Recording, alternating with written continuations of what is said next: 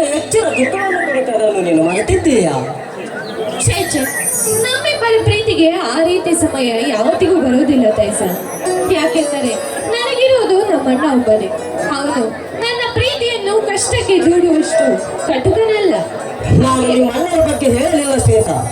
ಬೇರೆ ಬೇರೆ ಜಾತಿಯ ಒಂದು ಹೆಣ್ಣು ಒಂದು ಗಂಡು ಸಂಸಾರ ಕಟ್ಟಿಕೊಂಡು ಬಾಳಲು ಬಿಟ್ಟಿದೆ ಈ ಸಮಾಜ. ನೀನೇ ಹೇಳು. ನೋಡಿ ತೈಸ, ಮದುವೆಯಾಗಿ ಒಟ್ಟಿಗೆ ಬಾಳಬೇಕಾಗಿರುವುದು ನಾನು ಏನು, ನಮ್ಮ ಮದುವೆಗೆ ಒಪ್ಪಬೇಕಾಗಿರುವುದು ನಮ್ಮಣ್ಣ ಎಂದ ಮೇಲೆ ಈ ಸಮಾಜಕ್ಕೆ ಎದುರುವಂತದ್ದು ಏನಿದೆ ಹೇಳಿ?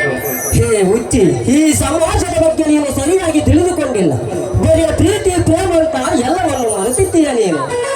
ನಾನೇನನ್ನು ಮರೆತಿಲ್ಲ ತೈಸ, ನೀನೇ ಈ ಸಮಾಜಕ್ಕೆ ಎದುರಿ ನನ್ನನ್ನು ಮರೆತೀಯ ಅಂತ ಕಾಣುತ್ತೆ. ಯಾವ ಕಾರಣಕ್ಕೂ ನಾನು ಮಾತ್ರ ನಿನ್ನನ್ನು ಮರೆಯೋದಿಲ್ಲ. ಯಾವ ಸಂಬಂಧವಿಲ್ಲದ ನನಗೆ ಪ್ರೀತಿ ವಾತ್ಸಲ್ಯ ತೋರಿಸಿದ ಈ ಸಮಾಜಕ್ಕೆ ಎಲ್ಲಿಂದ ನಾನು ಧಕ್ಕೆ ತರುವೆನ್ನುವ ಭಯವಷ್ಟೇ.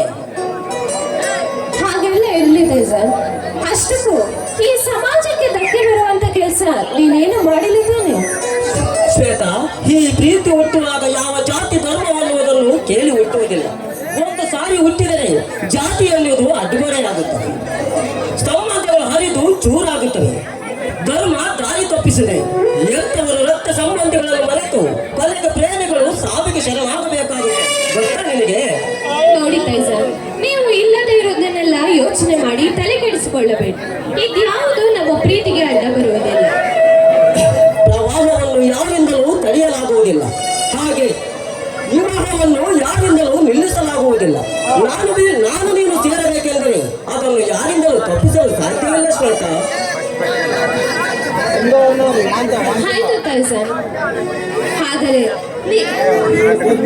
ಬರೀ ಸಂಕಲ್ಪಗಳ ಬಗ್ಗೆ ಮಾತನಾಡುತ್ತಾ ನನ್ನ ಮೇಲಿರುವ ಅನುಕಂಪವನ್ನೇ ಮರೆತಿರುವ ಹಾಗೆ ಕಾಣುತ್ತದೆ. ಏನು? ನಿನ್ನ ಮೇಲಿನ ಅನುಕಂಪವೇ? ನನಗೇನು ಅರ್ಥವಾಗಲಿಲ್ಲ. ಅದೇನಂತ ಸ್ವಲ್ಪ ಸರಿಯಾಗಿ ಹೇಳು ಶ್ವೇತಾ.